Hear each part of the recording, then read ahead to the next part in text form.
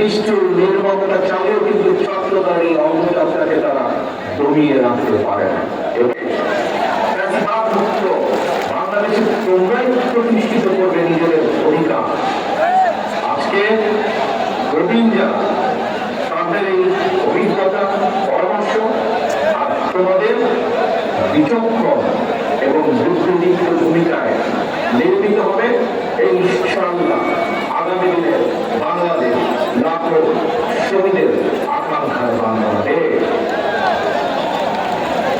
বাংলাদেশ জাতীয়তাবাদী ছাত্র দলের আজকের এই মহাসমাবেশের সম্মানিত সভাপতি উপস্থিত বাংলাদেশ জাতীয়তাবাদী দলের সম্মানিত মহাসচিব জনাব মির্জা ফখরুল ইসলাম আলমগীর উপস্থিত, জাতীয় নেতৃবৃন্দ মঞ্চে উপস্থিত, আমার সামনে উপস্থিত সমাবেশে অংশগ্রহণ করে লাখো তরুণ সমাজবৃন্দ, ভবিষ্যৎ বাংলাদেশের সদস্যবৃন্দ, আসসালামু আলাইকুম। ভাই বোনেরা, দেড় দশককে ফ্যাসিবাদী বিরোধী আন্দোলনে ছাত্র দলের হাজার হাজার নেতা কর্মী হতাহত হয়েছে।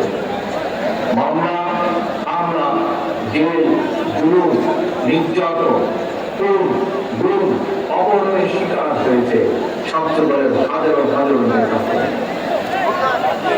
শুধুমাত্র এতে জুলাই গণঅভ্যুত্থান, এই জুলাই গণঅভ্যুত্থানে চট্টগ্রামের ছাত্র নেতা ওয়াসিম সহ শতাধিক নেতা কর্মী শহীদ হয়েছে, আরো আহত রয়েছে হাজারো হাজার। গণঅভ্যুত্থানের সময় শুধুমাত্র ছাত্র দলের ২,০০০-এরও বেশি নেতা কর্মী গ্রেফতার হয়েছে। সহকর্মীবৃন্দ,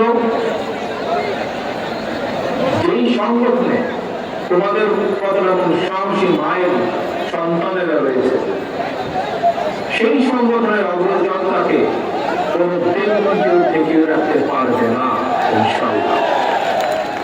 এই যে পরাজিত স্বৈরাচার নিষ্ঠুর নির্মমতা চালিয়েও কিন্তু ছাত্রদের এই অগ্রযাত্রাকে তারা দমিয়ে রাখতে পারে না।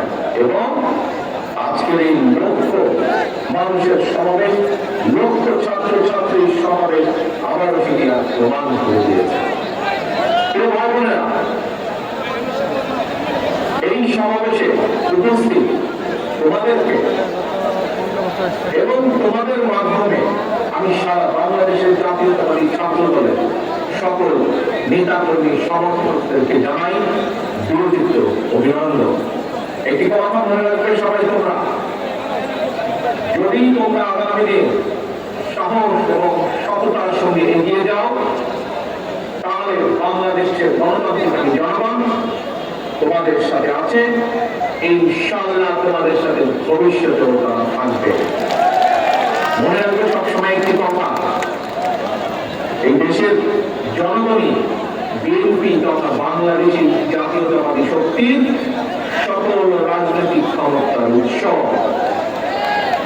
প্রিয় বন্ধুরা, 1971 সালের স্বাধীনতা অর্জনের যুদ্ধ, 2024 সালের স্বাধীনতা রক্ষার যুদ্ধ এবং এই যাবৎকালের ফ্যাসিবাদী পতন কিংবা স্বৈরাচার বিরোধী আন্দোলনে যারা শহীদ হয়েছে, আজকের এই সমাবেশের দলমত নির্বিশেষে আমি আল্লাহর দরবারে সকল শহীদদের আত্মার মাগফিরাত কামনা করছি। সকল শহীদদের শোকাহত পরিবারের প্রতি জানাই গভীর শ্রদ্ধা। স্বাধীনতার 54 বছর পার হয়েছে, বাংলাদেশ এখন একটি পরিণত দেশ।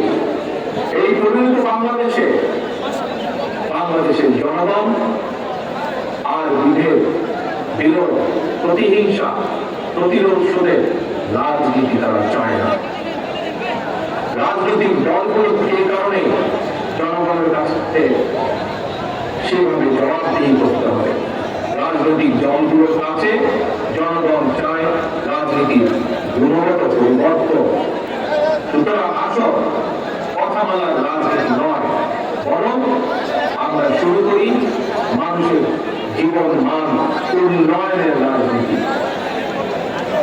প্রিয় ভাই বোনেরা, জনগণের জীবন মান উন্নয়নের ক্ষেত্রে সবচেয়ে বড় ভূমিকা নিতে হবে ভবিষ্যৎ বাংলাদেশ, এবং সেটি হচ্ছে তোমরা, আজকে যারা তোমরা এখানে